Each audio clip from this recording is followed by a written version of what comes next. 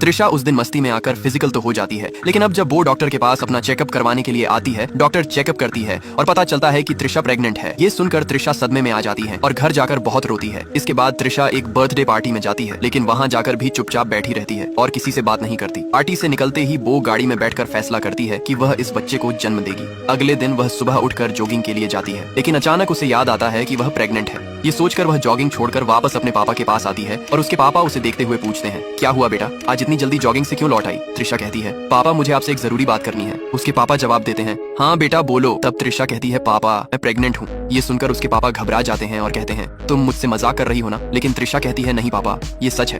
तभी गुस्से में आकर वो कहते हैं, तुम प्रेग्नेंट कैसे हो सकती हो? किसके साथ, कब और कहाँ हुआ ये सब? क्या वो अंकित है? त्रिशा जवाब देती है, नहीं पापा। फिर उसके पापा कहते हैं, बेटा एक बार हम डॉक्टर से बात कर लेते हैं। त्रिशा कहती है, मैंने डॉक्टर से पहले ही कंफर्म कर लिया है। इसके बाद उसके पापा कहते हैं, तो बताओ लड़का कौन है? त्रिशा कहती है, मैं आपको बता नहीं सकती। त्रिशा के पापा उसे बोलते हैं, अब क्या करें? तब त्रिशा बोलती है कि मैं इस बच्चे को जन्म देना चाहती हूँ। यह सुनकर त्रिशा के पापा गुस्से में बोलते हैं, इसका मतलब तुम शादी करना चाहती हो? लेकिन त्रिशा बोलती है, नहीं मैं यह शादी नहीं कर सकती। ये सुनकर त्रिशा के पापा बोलते हैं, क्या बात कर रही हो? तुम मुझसे शादी क्यों नहीं करना चाहती हो? त्रिशा फिर बोलती है, नहीं हो सकती। इसके बाद त्रिशा के पापा बोलते हैं, क्या हुआ, क्या वो लड़का शादीशुदा है? त्रिशा बोलती है, नहीं। फिर त्रिशा के पापा बोलते हैं, तो फिर क्या दिक्कत है? तुम एक काम करो, तुम अबॉर्शन करवा लो।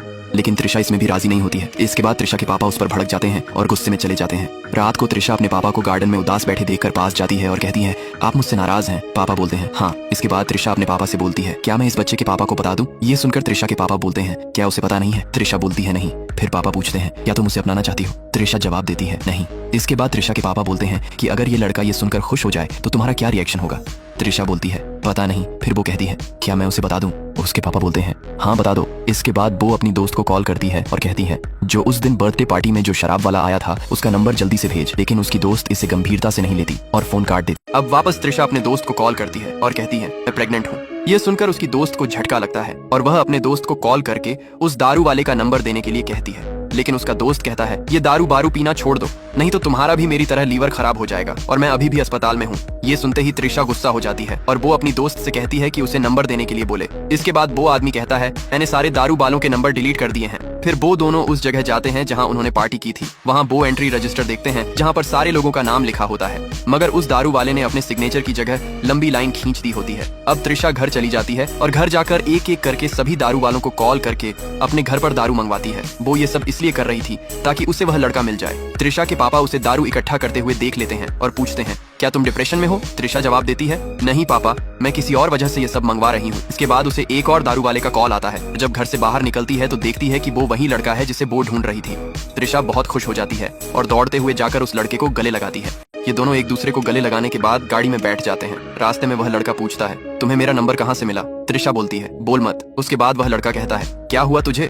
मेरी परफॉर्मेंस ने हिला दिया या फिर से कोई पास के होटल में चले? इसके बाद त्रिशा उससे उसका नाम पूछती है। लड़का कहता है, विशाल। फिर दोनों होटल में जाते हैं। वहाँ त्रिशा कहती है, मुझे तुमसे एक बात करनी थी। विशाल कहता है, बोलो। त्रिशा बोलती है, लास्ट टाइम हमने जो किया था वह तुझे याद है ना? विशाल कहता है, हाँ सब कुछ डिटेल में याद है। त्रिशा बोलती है, मैं प्रेग्नेंट हूँ। ये सुनकर विशाल उदास हो जाता है और कहता है, क्या ये कंफर्म है? त्रिशा बोलती है, अगर कंफर्म ना होता तो मैं तेरे पास क्यों आती?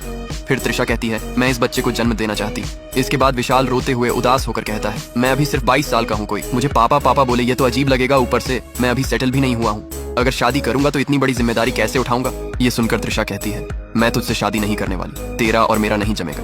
तुझे कोई जिम्मेदारी नहीं उठानी पड़ेगी। मैं अकेली ही इस बच्चे को संभाल लूंगी। मैंने इसलिए तुम्हें यह बात बताई क्योंकि यह तुम्हारा भी बच्चा है। त्रिशा से यह सब सुनने के बाद वह कहता है, मेरा दिमाग बंद हो गया है, मैं बाहर जाकर एक सुटा मार कर आता हूँ। यह कहकर वो बाहर चला जाता है। उधर त्रिशा मन ही मन में सोच रही थी कि कैसा डरपोक लड़का है जो कि प्रेगनेंसी की बात सुनते ही घबरा गया। विशाल सुटा मारकर अंदर आता है और कहता है, मैं काम नहीं छोड़ूंगा। त्रिशा उससे कहती है, कल मुझे चेकअप के लिए जाना है। वह लड़का जवाब देता है, मैं भी साथ आऊंगा। अगले दिन दोनों चेकअप के लिए जाते हैं और जब त्रिशा का चेकअप हो रहा था तो वो लड़का मॉनिटर देखकर डॉक्टर से तरह तरह के सवाल करने लगता है। चेकअप के बाद विशाल डॉक्टर को पैसे देने की कोशिश करता है, लेकिन डॉक्टर पैसे लेने से इनकार कर देती है क्योंकि वो त्रिशा की बुआ है। उसके बाद त्रिशा कहती है, डॉक्टर को सीधे पैसे नहीं दिए जाते बल्कि रिसेप्शन पर दिए जाते हैं। इसके बाद त्रिशा उसे बाहर छोड़कर अपने घर चली जाती है। घर पहुंचते ही त्रिशा के पापा उससे कहते हैं, मुझे उस लड़के से मिलना है, लेकिन त्रिशा मना कर देती है। उसके पापा फिर जिद करते हैं, मुझे उससे मिलना ही है। त्रिशा कहती है, अगर आप उससे मिलेंगे तो आपकी उससे लड़ाई हो जाएगी। इसके बावजूद भी त्रिशा के पापा जिद पर अड़े रहते हैं, जिसके बाद त्रिशा कहती है, ठीक है। अब त्रिशा विशाल को रेस्टोरेंट के बाहर बुलाती है और कहती है, मेरे साथ चलो, डैड तुमसे मिलना चाहते हैं। यह सुनते ही विशाल कहता है, हाँ मिलेंगे, मगर उन्हें मुझसे क्या काम। जिसके बाद त्रिशा कहती है वहाँ जाकर पता चल जाएगा। अब दोनों गाड़ी में बैठकर घर चले जाते हैं। घर पहुँचते ही त्रिशा विशाल से कहती है डैड से मिलो। त्रिशा के पापा विशाल को देखते ही अजीब सा मुंह बनाने लगते हैं। फिर वे विशाल से पूछते हैं तुम क्या करते हो। विशाल जवाब देता है मैं दारू बेचता हूँ। यह सुनकर त्रिशा के पापा हैरान हो जाते हैं। यह सुनते ही त्रिशा के पापा त्रिशा से कहते हैं समझ गया, इसीलिए तुमने बेडरूम में इतनी शराब जमा की है। फिर वह कहते हैं क्या तुम्हारे मम्मी पापा जानते हैं कि तुम यह सब करते हो। विशाल जवाब देता है मेरे मम्मी पापा नहीं है। यह सुनते ही त्रिशा के पापा की आंखों में आंसू आ जाते हैं। त्रिशा पूछती है कोई तुम्हारा ख्याल नहीं रखता। विशाल जवाब देता है हाँ रखते तो हैं, लेकिन मैं किसी पर बोझ नहीं बनना चाहता, इसीलिए मैं दारू बेचकर अपना गुजारा कर लेता हूँ। इसके बाद विशाल कहता है अब मैं चलता हूँ अंकल। त्रिशा उसे छोड़ने के लिए कहती है, लेकिन विशाल त्रिशा को आराम करने के लिए कहता है। अब शाम को खाना खाते वक्त त्रिशा के पापा बोलते हैं बेटा मैं सोच समझकर तुझसे एक बात कर रहा हूँ। त्रिशा कहती है हाँ पापा बोलिए। उसके पापा कहते हैं ये लड़का अच्छा है, हालात ने उसे बिगाड़ा है, उससे शादी कर ले। ये सुनकर त्रिशा कहती है मेरा और उसका कोई मेल नहीं है और वो अभी तक सेटल भी नहीं हुआ है, जहाँ तक कि वो चोरी की बाइक पर घूमता है। ये सुनते ही त्रिशा के पापा चौंक जाते हैं। वह कहते हैं क्या वह चोरी भी करता है। त्रिशा कहती है हाँ वो चोरी की बाइक पर दारू डिलीवर करता है। ये सुनते ही उसके पापा गुस्से में आ जाते हैं और कहते हैं अगर मैं उसे बना बनाया बिजनेस दे दूं तो क्या ये समस्या हल हो जाएगी। त्रिशा कहती है वो कभी ऐसा बिजनेस नहीं करेगा। इसके बाद त्रिशा के पापा कहते हैं ये सब मुझ पर छोड़ दो। फिर त्रिशा के पापा विशाल का नंबर देने को कहते हैं, लेकिन त्रिशा नंबर नहीं देती और उठकर चली जाती है। अगले ही दिन त्रिशा के पापा विशाल का पता लगा लेते हैं और वहां जाकर देखते हैं कि विशाल का पूरा कमरा इधर उधर बिखरा हुआ है और उसके कमरे से सिगरेट का धुआं ऐसे बाहर आ रहा था जैसे 100 लोग अंदर बैठकर सिगरेट पी रहे हों। अब विशाल पूछता है आपको मेरा पता कैसे मिला। वह कहते हैं अहमदाबाद से केदारनाथ के यात्रियों का पता ढूंढा तो तुम्हारा पता मिल गया। तभी उसका दोस्त आता है और आते ही कहता है 35 बोतलों का ऑर्डर मिला है। विशाल कहता है ठीक है बाद में देख लेंगे। ये सुनकर त्रिशा के पापा जाने लगते हैं। तब विशाल कहता है पानी तो पीकर जाइए, लेकिन त्रिशा के पापा बहाना मारकर फ्लैट से बाहर निकल जाते हैं। तभी उन्हें त्रिशा का कॉल आता है और कहती है आप विशाल के घर गए थे। तभी त्रिशा कहती है विशाल के घर जाने से कुछ नहीं होने वाला और फोन काट देती है। इसके बाद त्रिशा के पापा सफाई करने वालों को कॉल करते हैं और विशाल के फ्लैट का पता देते हैं और सफाई करने वालों को लेकर विशाल के फ्लैट के अंदर आ जाते हैं। अब त्रिशा के पापा विशाल को बाहर जाने के लिए कहते हैं, मगर विशाल कहता है मेरा एक काम है। तभी त्रिशा के पापा कहते हैं दारू डिलीवरी करनी है ना, आज तुम्हारा दोस्त कर लेगा। विशाल को बाहर ले जाकर त्रिशा के पापा उसे नए नए बिजनेस के आइडिया देते हैं, लेकिन विशाल को कोई भी बिजनेस पसंद नहीं आता। तभी यह सब होते हुए त्रिशा देख लेती है और विशाल दौड़ते हुए त्रिशा से कहता है मुझे बिजनेस नहीं करना है, अंकल को समझाओ ना। और त्रिशा कहती है रुको मैं पापा से बात करती हूँ। अब त्रिशा अपने पापा से कहती है क्या जरूरत थी उसे ये सब बिजनेस दिखाने की, लेकिन उसके पापा कहते हैं मैं उसे सेटल करना चाहता हूँ। ये सुनते ही विशाल बोलता है अंकल मैं सेटल हूँ। इसके बाद त्रिशा कहती है कि आप यह सब क्यों कर रहे हो। तभी उसके पापा जवाब देते हैं तुम दोनों को एक साथ देखने के लिए। ये सुनते ही विशाल बोलता है इसका मतलब आप चाहते हो कि हम दोनों लिविंग में रहे। ये सुनते ही त्रिशा हंसने लग जाती है। इसके बाद त्रिशा के पापा बोलते हैं अगर तुम कल को बच्चा पैदा करोगे और वो बच्चा बड़ा होकर कल को स्कूल जाएगा तो उससे कोई पूछे कि तुम्हारा पापा क्या करता है तो वह क्या कहेगा कि मेरा पापा दारू बेचता है। ये सुनने के बाद विशाल कहता है मैं अपने बच्चे के लिए कुछ भी करने के लिए तैयार हूँ, लेकिन मैं अपना धंधा नहीं छोड़ूंगा।